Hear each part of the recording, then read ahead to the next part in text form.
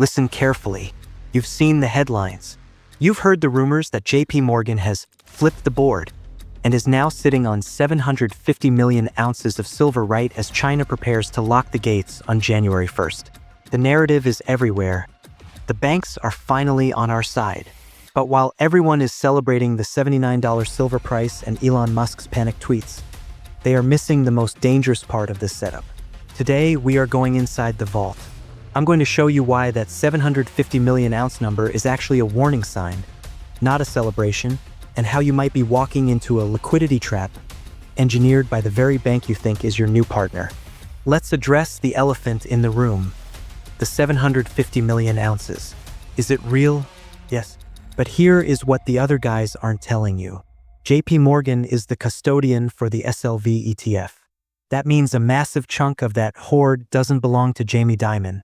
It belongs to the shareholders of the ETF. Why does this matter? Because in a true physical squeeze, that metal is already spoken for. If JP Morgan is using that metal for their own net long position, we are looking at rehypothecation, the same game that blew up the silver market in the 80s. If two people think they own the same ounce, the music stops the second someone asks for delivery. JP Morgan didn't just flip to help you. They flipped because they realized the paper-to-silver ratio reached a breaking point of 356 to 1. They are protecting themselves from you. Now, let's talk about the China ban starting in 4 days. Most creators are calling this a supply cut. It's actually worse. It's a nationalization. Starting January 1st, 2026, China's Ministry of Commerce, MOFCOM, is requiring licenses for every gram of silver leaving the country. They aren't just blocking it, they are auditing it.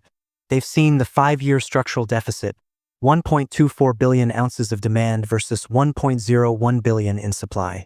China is moving to a war footing for their solar and EV sectors. When Elon Musk says, "This is not good," he's not worried about the price. He's worried about existence. If you don't have the atoms, you don't have a company. We are witnessing the revenge of the atoms over the bits. For 20 years, Silicon Valley treated silver like a cheap commodity. Now, they are realizing it's the most electrically conductive element on the periodic table, and there is no substitute. JP Morgan isn't waiting for $100 silver.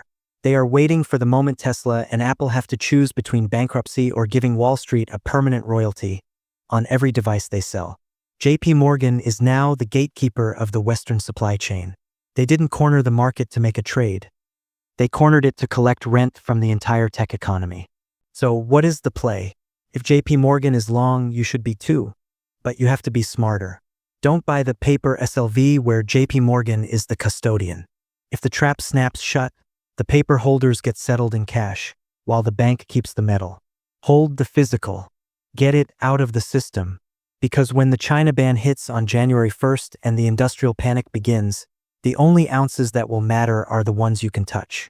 I've just finished a deep dive into the specific mining stocks JP Morgan is quietly buying right now to secure the mouth of the mine. Would you like me to share that list in the next video? Let me know in the comments below.